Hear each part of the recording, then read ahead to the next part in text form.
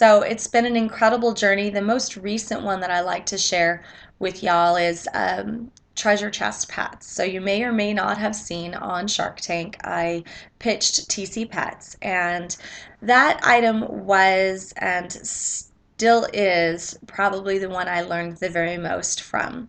You can click, I'm sure, on my videos to see how more about what that item is and what that experience was for me. But let me just tell you a little bit behind the scenes.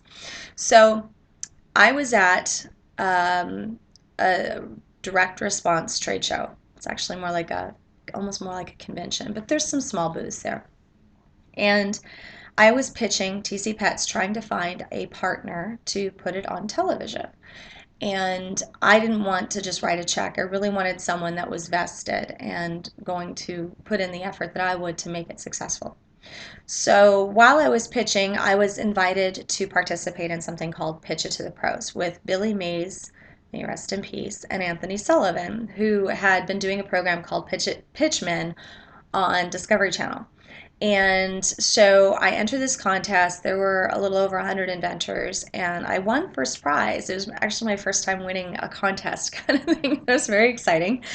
And Billy and Sully and I hung out. In fact, I met Billy's wife and beautiful daughter, and we spent quite a bit of time together that weekend, and I learned a lot. And from that, one of the producers who was at the show from this new program that they were producing called Shark Tank saw me and asked me if I would audition. So at first I thought no, because she said it was Mark Burnett program, and he was the producer of Survivor and Apprentice, and I just kept thinking of Survivor and eating bugs, and there was no way I was going to eat bugs for my business. So I passed on it. But by the time I got home from that trade show, she had already emailed me 3 times with um, all of the information about the program and the application and what they needed from me so that I could audition, as well as links to Dragon's Den to show me more about what the program was, because Mark had purchased the rights from a program that already existed. So I checked out the program, and it was people pitching, and I thought, okay, I got this. So I put my quick little audition tape together. In fact, I got in on Monday. I didn't even read her emails till Tuesday, trying to catch up. I shot it on Wednesday. I overnighted it on Thursday, Friday delivery.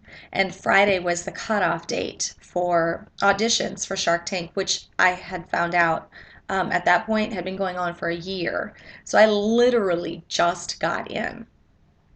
Um, the following week, I got a phone call from one of the producers inviting me to come to the set and participate. Now, I say participate rather than be on the show, because originally they selected 3 groups of 50. So they brought in folks from all over the country on 3 different trips. And of the 50, or actually of the 150, it would be, I think, narrowed down to about 50 people that ultimately would be on the show. But they taped all of us. So you had to obviously make for good television, not just have a great product. There were going to be people that would get funded and people that wouldn't get funded, that were all being considered for the program. And it's still ratings. It's still, I mean, it's called reality television, but I think the emphasis should be on television more than reality. So that was incredible. They bring us all out. We had this nice stay at a hotel and get on set, and I still have pictures of when I had my own trailer with my name on it, which like was the coolest thing in the world. And they were filming Iron Man 2 in the set right next door, which was really cool, the soundstage next door. So I wasn't really super nervous. Not at first. We practiced our pitch. We had to do it in front of producers, so they knew who we were and what we were going to say, and they gave us a little bit of direction on what they wanted to see, or more of or less of. Not telling us what to say, but what was acceptable for the show and what wasn't. And so, keeping it short, I was sitting in the green room, which is really just, you're on the sound stage, and they have these gigantic black curtains that create rooms hanging from the ceilings. And I started to get a little nervous, and my stomach was starting to rumble, and it was kind of coming up in my throat. I was feeling my heart pound.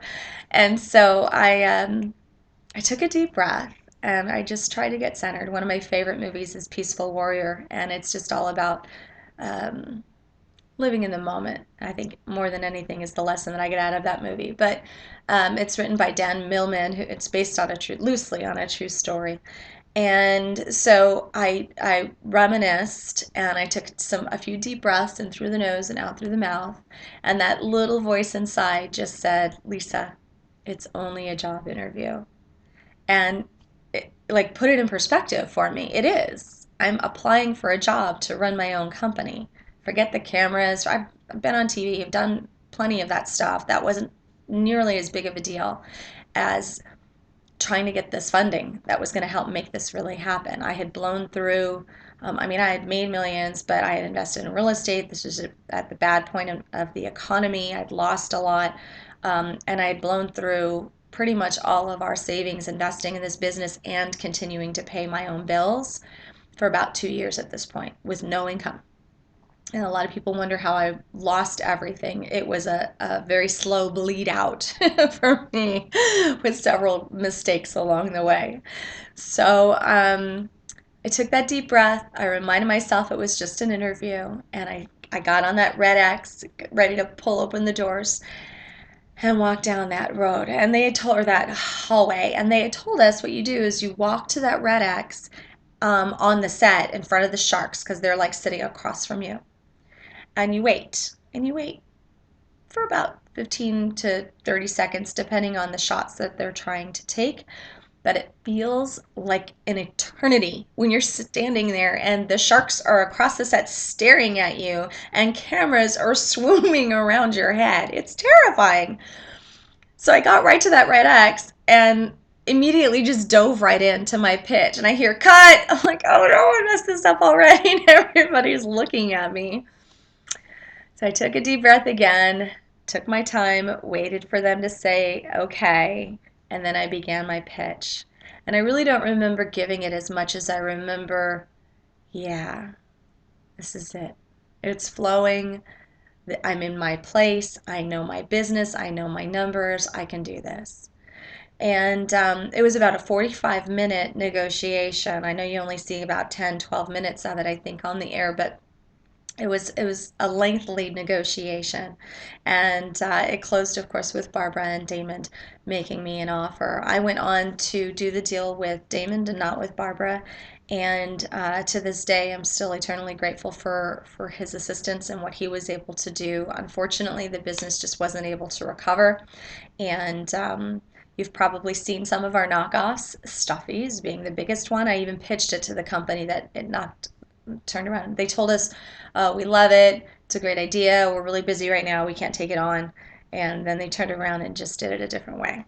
So lots of lessons learned, amazing experiences, high highs, low lows.